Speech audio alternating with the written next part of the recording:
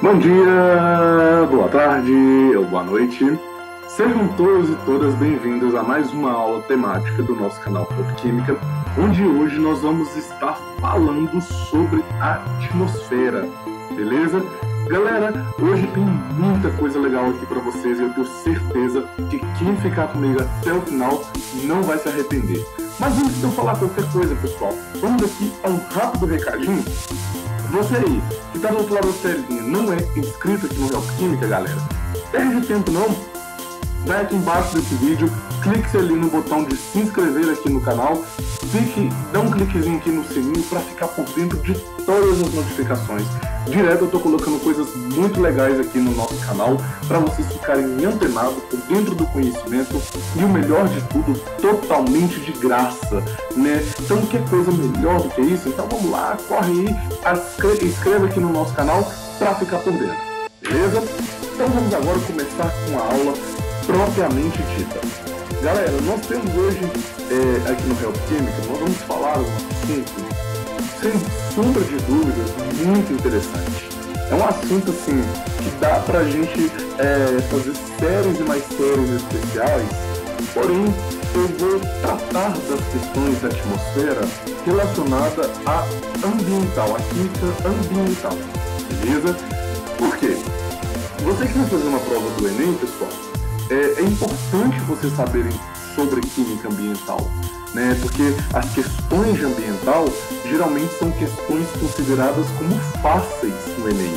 Então, se você erra uma questão fácil, pelo TRI você acaba tendo uma nota mais baixa. Então, vamos nos atentar aqui em conhecer um pouquinho sobre a atmosfera. Beleza? Ai, professor, nós já estudamos atmosfera em geografia. Beleza, vocês podem estudar a atmosfera em geografia, mas vocês estudam com a intensidade que a química vai apresentar? Falei bonito, né? Então, fica comigo até o final, eu tenho certeza que vai valer a pena. Bom, então, para nós entendermos um pouco, né, como que será a estrutura dessa aula temática, né? Então, aqui, ó, se vocês querem se programar para essa aula temática, se atente aos pilares estruturais que nós iremos trabalhar. Primeiro, eu vou fazer uma leve introdução do assunto com vocês, né? Nós já vimos em geografia, eu sei que vocês já viram em geografia, mas eu posso garantir que vocês aprenderam em geografia? Não! Então, eu preciso, né, dar uma pincelada e introduzir esse assunto de atmosfera com vocês. Depois que eu introduzir o assunto de atmosfera, nós vamos trabalhar com o efeito estufa. Professor, mas efeito estufa todo mundo sabe o que é, né? Pode fazer cair à vontade efeito estufa no Enem, que eu vou tirar de letra. Beleza, sempre tem alguém, né, que acaba comentando aqui, né, falando que sabe do efeito estufa. Ok, eu concordo com vocês, então. Vou escrever aqui, ó, ok. Mas eu vou fazer uma pergunta para vocês agora. Você sabe como que o efeito estufa se forma? Você sabe por que ele acontece com alguns gases e com outros não? Agora eu te dei um cheque. Se você ficar comigo até o final dessa aula, você vai sair daqui sabendo. E por fim, nós vamos falar um pouquinho sobre a destruição da camada de ozônio, beleza? E tem coisas aqui muito legais que eu quero perguntar para vocês, né? Eu já vou deixar uma perguntinha para vocês saberem mais pro finalzinho aí. Nada de ninguém adiantar o vídeo aí para tentar furar fila, hein? Mas vamos lá, a perguntinha é a seguinte: por que se eu tenho a camada de ozônio, né, destruída uma região do planeta, por que ela afeta todo o planeta? Então, até o final dessa aula temática, vocês vão saber também me responder essas perguntas, beleza? Ficaram curiosos? Então é isso aí, galera. Então, aperta o cinto de segurança dessa nave chamada conhecimento e vamos que vamos nessa aula temática. Bom, primeiro de tudo, para a gente introduzir esse assunto, vamos lá. O que vem a ser esse tal de atmosfera, pessoal? Né, eu vou tratar aqui como se ninguém nunca tivesse visto isso lá na geografia. Bom, a atmosfera, galera, ela é uma camada de gás que circunda a crosta terrestre. Então, pessoal, só relembrando, quando eu falo crosta terrestre, né? Então tá aqui, eu vou fazer um desenho aqui, ó, tá aqui a nossa crosta, beleza? Aqui é onde nós vivemos, aqui tá aqui os estúdios do Neoquímica, e aqui tem uma camada de ar, né? Essa camadinha de ar aqui, então, que eu tô puxando aqui em cima, é a camada que nós respiramos. Tem vários gases aqui, né? Gases da atmosfera, gases como, por exemplo, o O2, o H2O, e assim vai indo sucessivamente entre vários outros gases. Então, essa camada aqui, ó, que está acima da crosta terrestre, ela é de fato, então, a nossa atmosfera terrestre. Beleza, pessoal? Até aqui tudo bem? Sim! Então, pessoal, para falar um pouco da camada da atmosfera, né? Nós temos aqui essa camada. Todas aqui, ó, são as camadas da nossa atmosfera.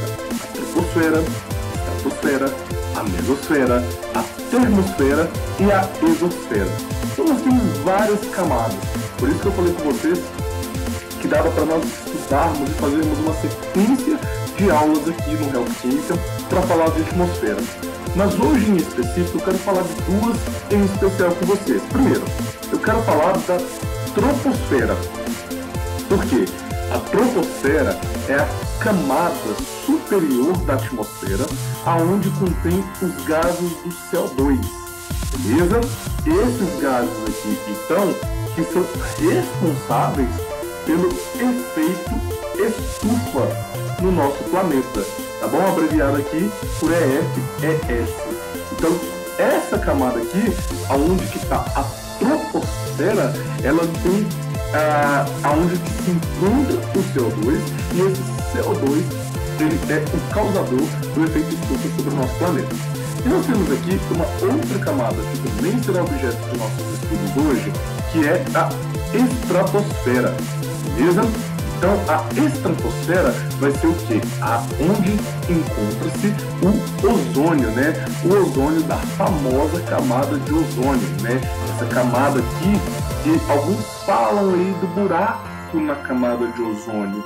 Será que esse buraco ele existe? Será que ele é verdade? Será que ele é mito? Será que ele é lenda? O que vocês acham disso? Deixem embaixo no comentário de vocês. Coloquem aqui nos comentários se vocês acham que o buraco da camada de ozônio existe, se não existe. Mas pausa o vídeo e coloca agora. Depois que vocês verem os vídeos, vocês comentam aí o que vocês pensavam sobre esse buraco, né? Se é que ele existe, se é que ele não existe. Coloquem a opinião de vocês. Vamos interagir aqui e fazer uma troca de conhecimentos. Tá bem? Então tá bom. Então, em especial, né, recapitulando, essas duas camadas aqui, troposfera e estratosfera, serão as camadas que nós iremos utilizar aqui hoje nessa aula temática de atmosfera. Tudo bem? Sim! Então tá bom. Vamos dar continuidade então. Começando aqui agora com o nosso primeiro pilar, né? Então, o nosso primeiro pilar aqui, nós vamos falar agora do efeito estufa. Essa aula é rapidinha. Essa aula é relativamente rapidinha em comparação com as outras aulas temáticas que nós tivemos aqui no Neoquímica, mas nem por isso ela deixa de ser menos importante, né, pessoal? Bom, então nós vamos falar um pouquinho do efeito estufa. Primeiro, para eu falar de um efeito estufa, eu preciso saber o que é uma estufa, né? Já que eu estou falando de algo que dá um efeito como uma estufa, o que vem a ser uma estufa, né? A estufa não é como que a barriga fica depois que eu almoço, não, tá, galera? Isso já é desde lá assim, a estufinha, a baba. Então diz assim, uma estufa é uma região em que a circulação de ar, né, não abaixa a temperatura. Então, vamos pensar um dia frio de inverno, né? Nossa, tendo aquele ventão, a gente fica e sente aquele baita frio, né? Eu me lembro uma vez que eu fui em Porto Alegre e, nossa, eu deitava muito e aquilo me fazia sentir frio. Então, a blusa, né, de frio que eu estava vestindo não estava me causando ali um efeito estufa, certo? E porque a minha temperatura baixou. Agora, vamos pensar que hoje, né? Hoje, dia 21 de dezembro de 2020, em Belo Horizonte, né? Marcando 29 graus às 7h15 da noite, né? Imagina o calor que tá fazendo aqui. Tá bravo mesmo. Caiu um pancadão de chuva, mas nem assim baixou a temperatura. O vento sopra, né, de um lado, o vento sopra do outro, e mesmo assim a temperatura se mantém. Isso daqui então, galera, nós estamos aqui na cidade sobre um efeito estufa, beleza? Nesse caso, um efeito estufa localizado. Como assim efeito estufa localizado, professor? Mas olha aqui para essa figura. Isso aqui, para quem não conhece, isso é uma estufa, né? Então esse mocinho aqui é uma estufa. Essa estufa aqui, o que ela permite para nós? Ela permite que os raios do sol passem, né? Então o sol, eles passaram e ele vai causar um aquecimento aqui dentro, certo? Desse ar que está confinado. Como que esse ar está confinado, né? Ficamos então aqui dentro dessa casinha com um aquecimento maior do que o que tem aqui nessa região externa, beleza? Então aqui dentro da casinha nós teremos um efeito estufa, nós teríamos uma temperatura maior do que o que nós teríamos ali na nossa vizinhança, certo? Então isso é um efeito estufa localizado. Mas, então, se acontece um efeito estufa generalizado, como por exemplo, um outro exemplo de estufa que nós temos é a nossa própria Mãe Terra, né? A nossa própria Mãe Terra, ela tem um efeito estufa, né? Até mudar aqui a corzinha, colocar aqui um verde bem bonito, né? A própria Mãe Terra, ela tem um efeito estufa. E o que para nós é muito bom, porque se não tivesse esse efeito estufa, né? Então vamos imaginar que o Sol está aqui desse lado, né? Que o meu Sol verde, lindo e maravilhoso, tá, pessoal? Eu estou desenhando isso aqui com o mouse, por isso está saindo tão feio assim. Então imagina que esse lado aqui, ó, seja o lado que está batendo a luz ultravioleta e a luz solar, né? Com todos os outros comprimentos de onda do Sol. Né? E desse hemisfério para trás, né? Se não existisse o efeito estufa, esse lado aqui do planeta que eu estou chamuscando, ele seria um lado totalmente congelado, né, pessoal? Porque não teria a incidência da luz solar, todo o calor obtido aqui durante o dia, ele iria para o espaço, fazendo o nosso planeta não passar de ser uma bola de gelo. Então o efeito estufa, galera, ele é algo benéfico para o ser humano, ele é algo que necessita ter para que nós possamos, assim, né, deixa eu dar uma limpada nessa bagunça aqui, se alguém quiser tirar um print, nós precisamos desse efeito estufa para ele manter, principalmente durante a noite, né, eu estou gravando esse vídeo à noite, tá marcando 29 graus em Belo Horizonte, então tá bem quente, certo?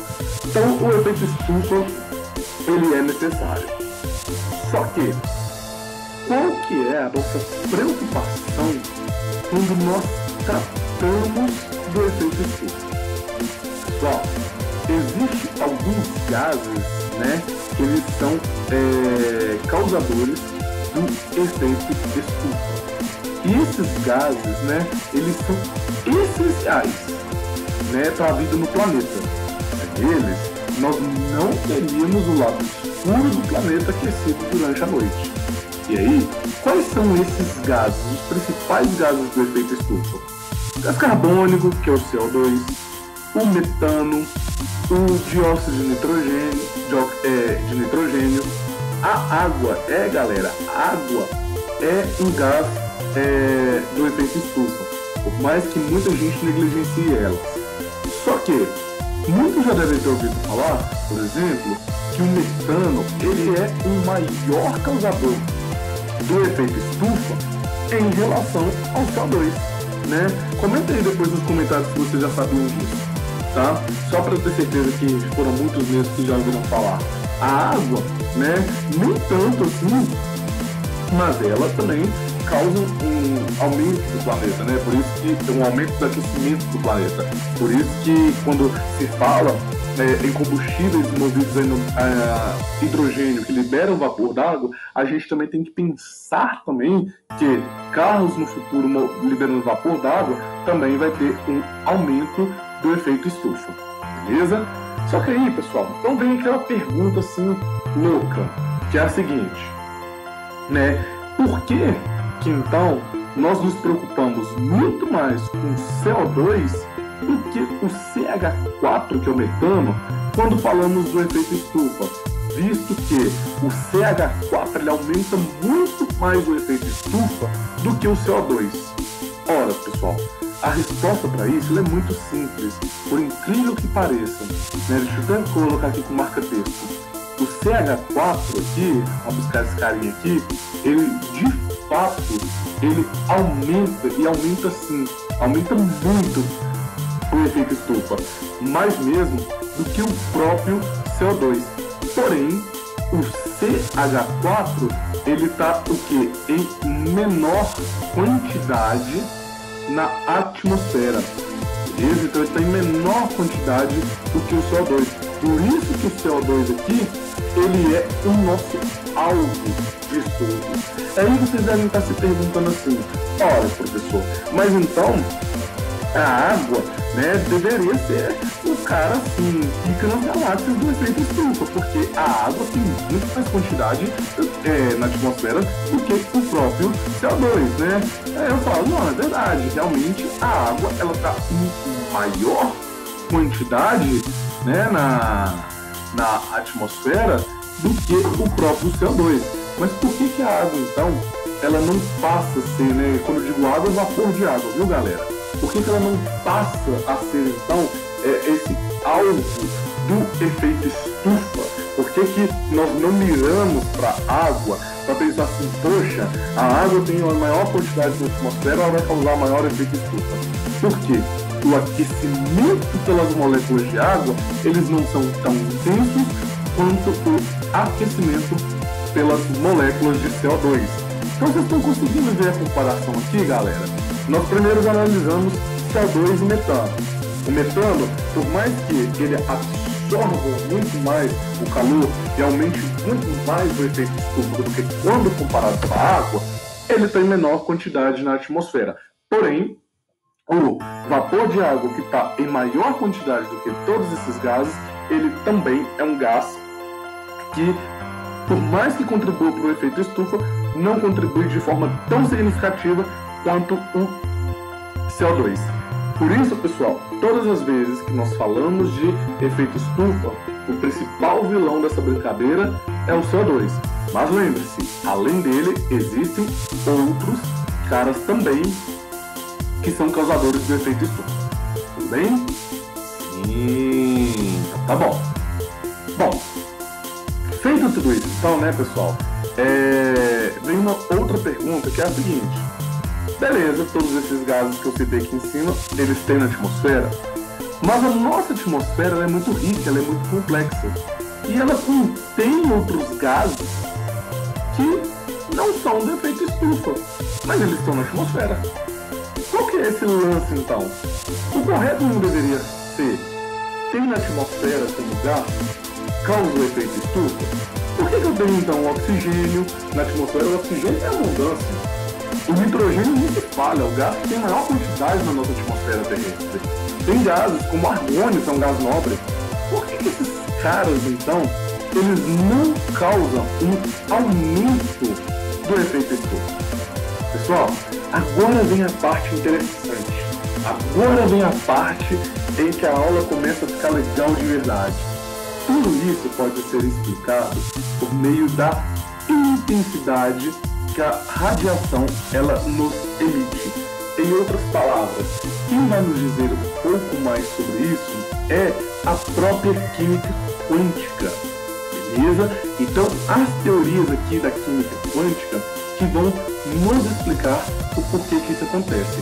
Professor, mas nós somos vestibulandos, nós estamos tentando a prova do Enem, o senhor está falando de química quântica conosco? Calma, pessoal, eu vou falar só de uma teoria aqui, rapidinho, que vai nos ajudar a entender um pouco sobre o por que esses gases aumentam o efeito estufa e outros não. Para isso, eu vou colocar uma pequena equação matemática, que é a equação da energia. Então, essa equação nos diz assim: a constante de Planck, né, constante é um valor, multiplicada pela frequência μ, beleza, galera? Então, é uma letra grega chamada μ, dividida pelo comprimento da onda, né, desse cara aqui, me dá um valor de energia. Tudo bem? Pessoal, só me perdoe aqui por um pequeno errinho, que é o seguinte: aqui não era μ, tá? Aqui era a velocidade da luz. Então, onde que se lê aqui μ, entenda-se como a velocidade da luz. Então, é hc sobre lambda. Então, note que aqui em cima eu tenho duas constantes, certo? E aqui embaixo eu tenho um comprimento de onda. Então, o que eu posso dizer aqui é o seguinte: que a energia envolvida nesse sistema, ela é dependente apenas do comprimento de onda em que essa fonte emissora de energia, né, no caso aqui, por exemplo, do nosso aquecimento global, o nosso próprio Sol é a fonte de emissão dessa energia. Então, esse comprimento de onda, né, relacionado a uma intensidade, essa energia, né, ela é uma grandeza diretamente proporcional à intensidade. Então, em outras palavras, o que eu posso dizer com isso? Que a energia do nosso sistema, ela é dependente da intensidade e também do comprimento de onda que ali está sendo aplicado. Então, o que eu quero dizer com isso daqui? Note que por esse gráfico eu tenho uma região onde eu tenho uma absorvância máxima da radiação da luz solar. Nessa região, pessoal, onde eu tenho essa radiação máxima, isso significa dizer o seguinte: pela teoria de Planck, a luz, ou melhor, a luz não, eu vou colocar qualquer energia. Na teoria da física clássica, acreditava-se que a energia poderia assumir qualquer valor. Então, por exemplo, essa barra vermelha aqui, toda chamuscada que eu coloquei, imagina que um ponto qualquer aqui, que eu vou tracejar aqui para vocês, ela assuma valores de 1,2, por exemplo, certo? Isso era permitido na física clássica. E se essa energia ela conseguisse absorver quaisquer valores, aí sim, quaisquer um desses gráficos desses gases que eu citei no slide anterior, eles poderiam ser causador do efeito estufa. Mas como que a física quântica ela nos explica o porquê que não pode?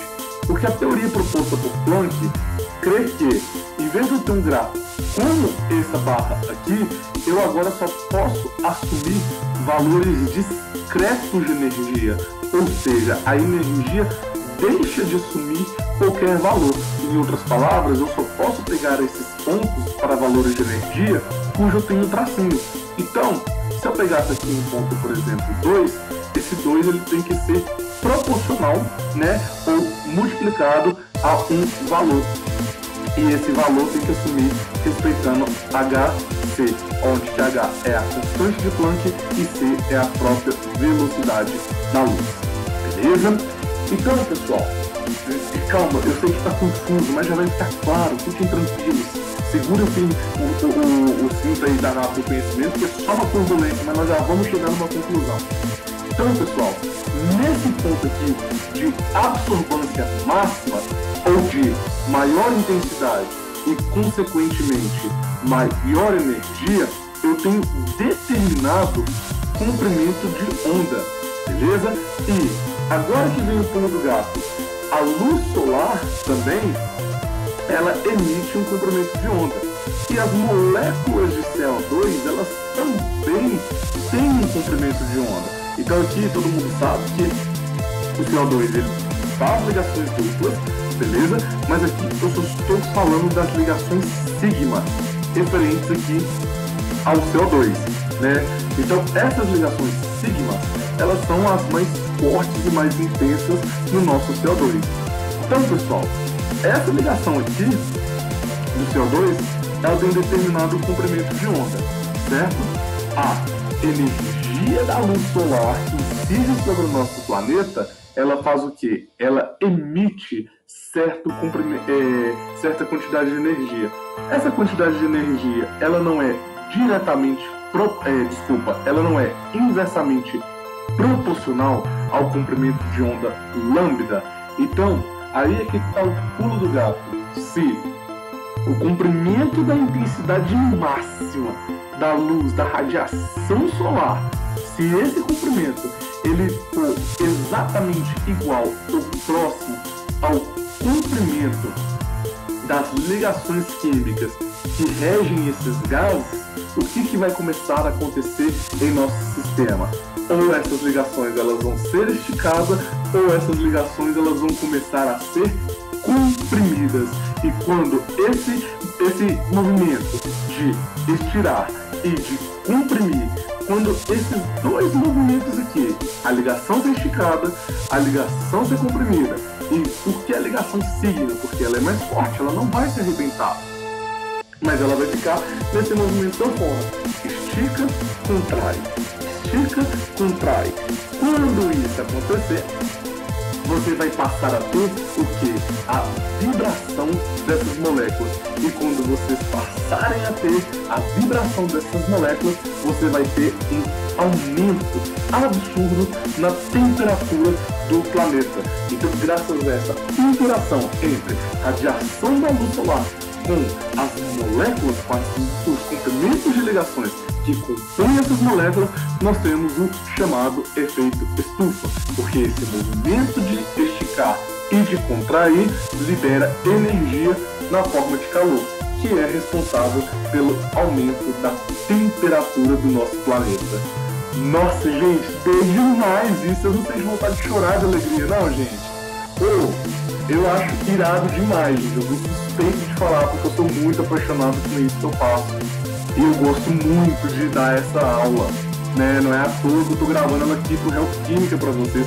Fala comigo, sério, coloca aqui nos comentários. Na educação básica, em cursinho, sei lá, em curso técnico. Quem já explicou isso pra vocês, galera? Sabe? Vocês vão ver isso só na faculdade, olha lá, entendeu? Mas é muito doido, é conhecimento geral e que o Enem pode cobrar sim de vocês. Tudo bem? Então, pessoal, nós temos então que tomar cuidado, né, com os gases que são soltos na atmosfera. Nós temos que ter essa preocupação com, deixa eu achar aqui os gases, esses aqui. Nós temos que ter a preocupação com tanto que esses gases aqui estão sendo lançados na atmosfera, justamente por causa disso. Porque se você tem uma quantidade muito grande desses gases, você também, consequentemente, pode vir a ter, né, um aumento excessivo do efeito estufa e desandar com a maionese toda e o negócio acabar virando bagunça. Não é verdade? Então tá bom. Bom, voltando aqui então no nosso roteiro, o nosso terceiro e último tópico dessa aula, nós vamos falar agora da destruição da camada de ozônio. Galera, se vocês estão achando que o efeito estufa estava interessante, agora da destruição da camada de ozônio, essa é a parte assim que todas as vezes que eu dou essa aula, os alunos assim, eles ficam chocados com o tanto de informação legal que tem em cima disso. Mas vamos lá, né? Segura aí o cinto do conhecimento, porque eu acho isso doido demais, gente. Mas vamos lá. Vamos falar da destruição da camada de ozônio. Eu tenho aqui o nosso lindo planeta, bonitinho, né? Só que se vocês separarem bem, aqui, né, esse modelo aqui não tem a Antártida, né, o continente do Polo Sul, e não tem a Nova Zelândia aqui também não, né, nem as ilhas aqui da Oceania. Mas tudo bem, né? E esqueceram até o Japão também, né, gente? Oh, maldade com o Japão, né? A Madagascar, as Ilhas Malvinas, mas por fim, né? O Caribe também tá aqui, eita trem.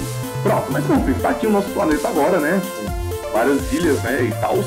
E aqui tá o nosso planetinha lindo e loiro, né? E aí, pessoal, todo mundo sabe, né? Bom, pelo menos deveria saber, já que vocês vão tentar o Enem, que o nosso planeta, ele é circunstanciado, né? Ele é cercado por uma camada chamada camada de ozônio. A professora, você explica pra gente do começo da aula. É claro que todo mundo sabe agora, é verdade, desculpa, né? A gente foi falhando isso. Mas o planeta inteiro, né? Ele é circulado, né? Ele é rodeado ali por uma camada chamada camada de ozônio. Eu não sei se vocês sabem, mas de uns anos pra cá, né, principalmente talvez os pais de vocês, os avós vão saber um pouquinho mais, visto que o boom foi nos anos 60 e 70, quando começou a identificar, né, quando começou a se identificar um suposto buraco nessa região aqui do Polo Sul, né, na camada de ozônio. É claro que esse buraco não era tão pequenininho assim, né? Então começou a se identificar aqui um suposto buraco. E aí a pergunta que eu faço para vocês é: o que acontece aqui embaixo no Polo Sul? Vou apagar agora nossas ilhas Antárticas. O que acontece aqui embaixo afeta a camada de ozônio de todo o nosso planeta. A Mãe Terra tem a sua camada de ozônio afetada em todo o planeta, mas com uma coisa que aconteceu aqui embaixo. Por que disso? Como? Presta atenção na pergunta, hein? Como algo que acontece aqui embaixo afeta toda essa camada aqui, galera? Bom, para a gente responder essa pergunta, né, vamos buscar aqui um pouquinho de conhecimento lá da geografia, né? Então agora aqui, né, eles lembraram aqui agora do Japão, né, lembrando do Reino Unido e tal, da Nova Zelândia, mas esqueceu da Antártica. Mas, presta atenção, galera. Note que nesse mapa aqui, eu tenho os fluxos de ventos que ocorrem no planeta, ok? Não vou entrar em detalhes sobre eles. Mas os ventos, né, sopram em todas as direções. Pra cá, né? Sei lá, você tem um fluxo aqui dos ventos. Eu vou até apagar esse desenho aqui, que se tiver algum professor de geografia vendo, vai querer me bater por causa disso. Mas por quê? Você tem o fluxo dos ventos circuncidando, né, rodando sobre o nosso planeta. Então guarda essa informação aí no cantinho do cérebro que eu vou voltar nela daqui a pouco. Bom, vamos pensar agora, galera, como que a camada de ozônio, né, ela pode estar sendo destruída lá no hemisfério sul e como que isso pode afetar o resto do planeta. Vocês já devem ter uma ideia que se eu falei dos fluxos de vento, vocês podem imaginar que tem alguma coisa a ver. Mas a ver como? Qual que é a influência direta ou indireta dos ventos? Galera, note aqui que eu tenho um termômetro, esse termômetro está marcando uma temperatura muito baixa, né? Próximo aqui de menos 20, menos 30 graus Celsius. Só que isso daqui não é as menores temperaturas que pode atingir no hemisfério sul, né? Quando eu falo hemisfério sul, eu estou falando da Antártica. Nesse continente, as temperaturas médias no inverno é em torno de menos 53 graus negativos, sendo a menor temperatura já registrada foi 70 graus negativos.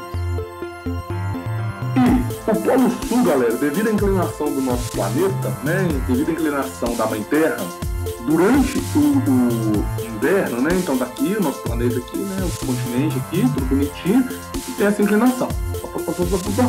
Durante o solstício de inverno, né, o hemisfério sul, aqui embaixo do planeta, fica totalmente no escuro, galera. Totalmente, o continente da Antártica totalmente no escuro.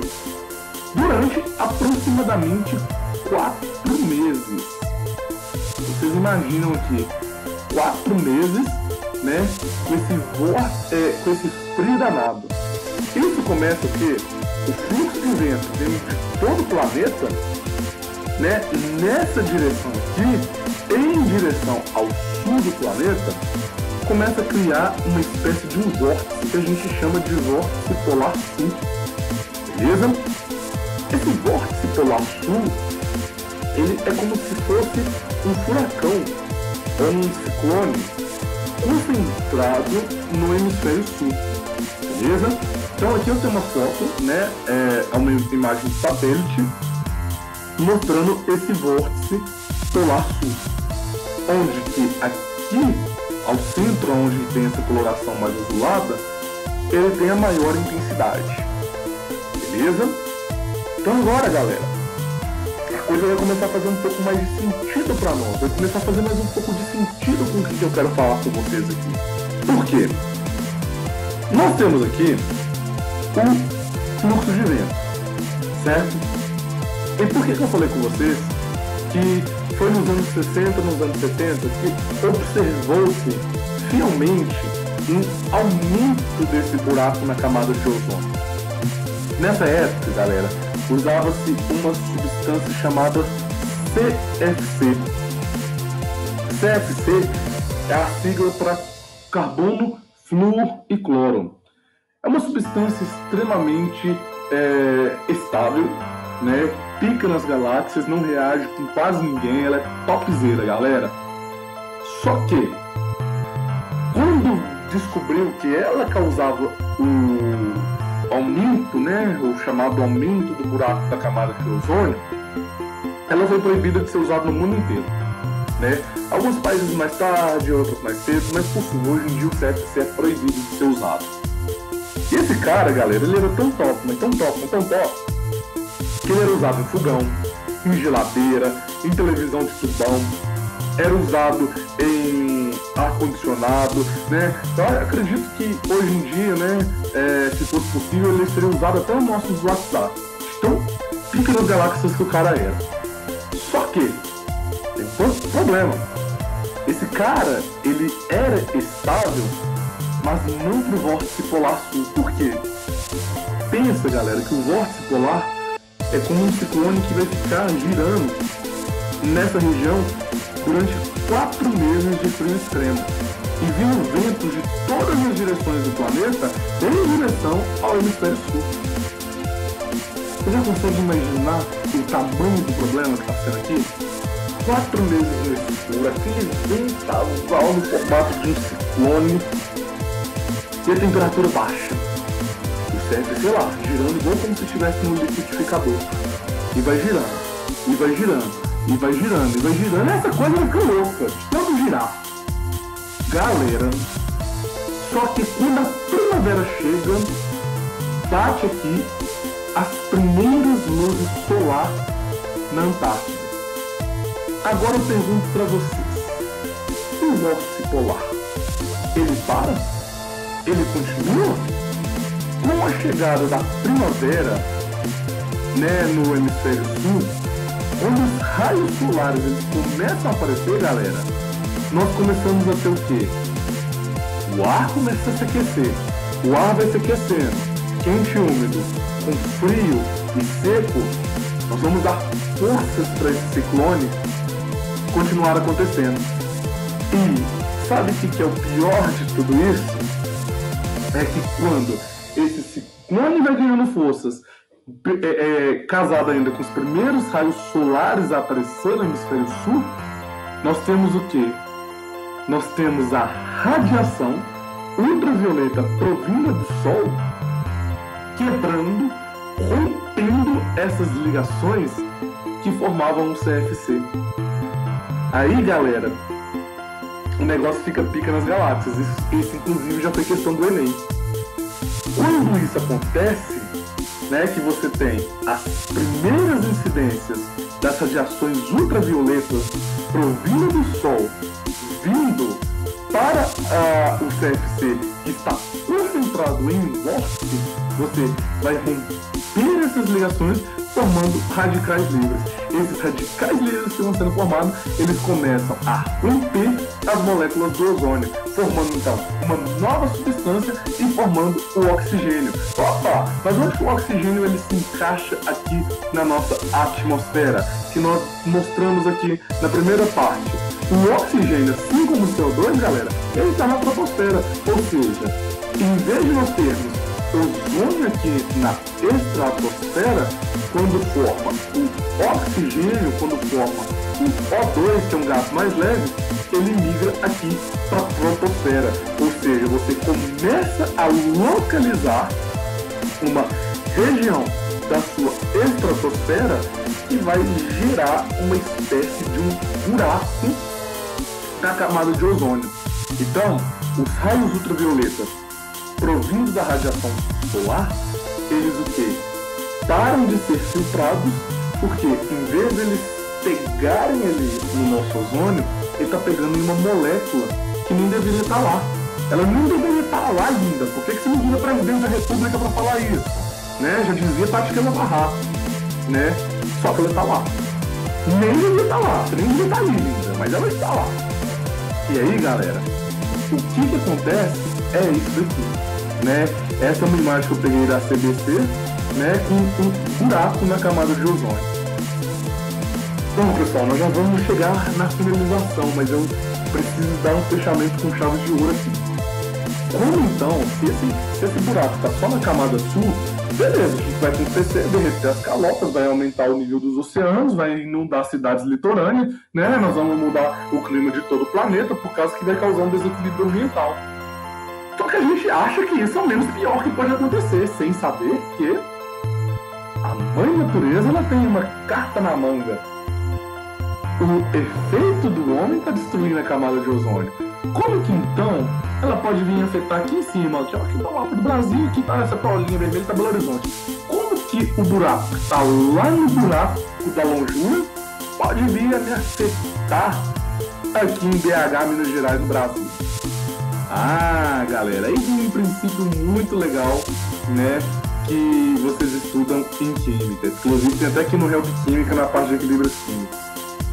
Esse buraco aqui, ele afeta todo o resto do planeta por causa do equilíbrio e pelo princípio de Le Chatelier.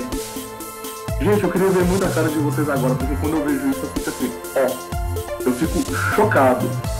Note que esse equilíbrio, ele acontece o tempo todo.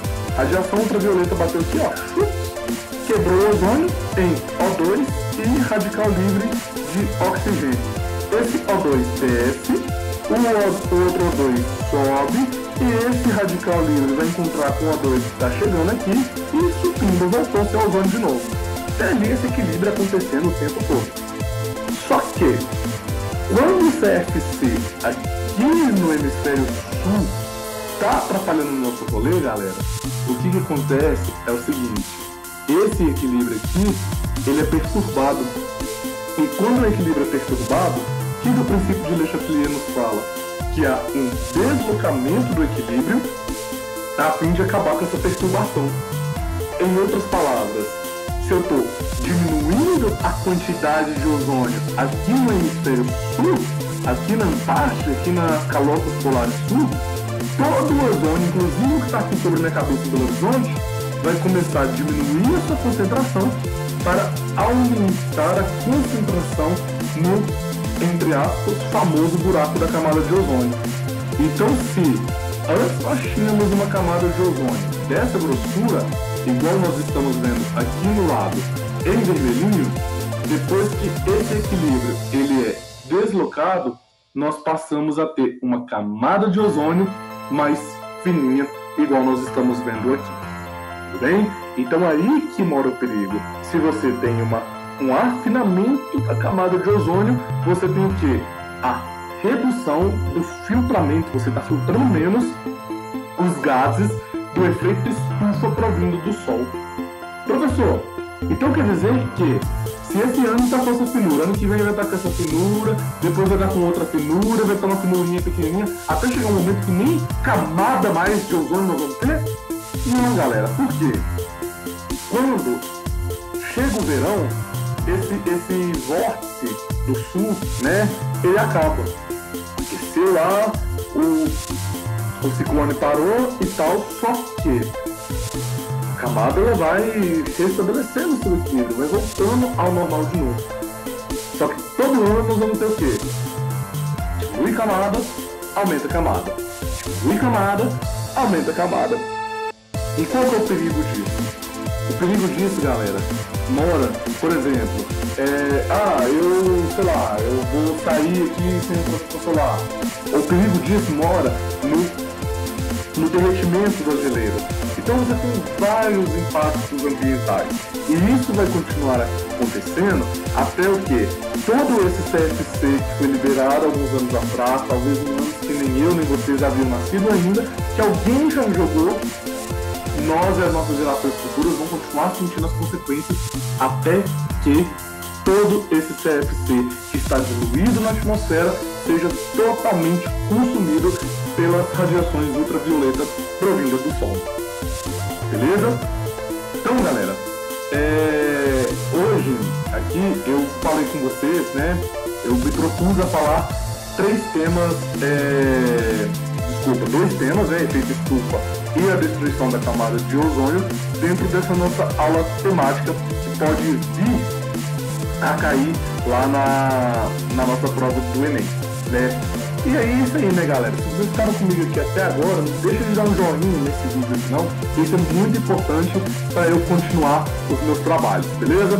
Pessoal, esse aqui é meu Instagram, segue lá, porque eu em breve vou fazer uma enquete para vocês votarem qual que é a próxima aula temática que vocês querem ver aqui no Help Química, que vocês podem achar que pode cair no Enem, relacionado a conhecimentos gerais. Nós temos muitas coisas legais para falar. Nós podemos falar dos protetores solares, da ação deles, né? Nós podemos falar de cerâmicas e de outros meios tecnológicos, como o supercondutor. Enfim, nós temos muitas coisas legais a falar aqui nas nossas séries especiais.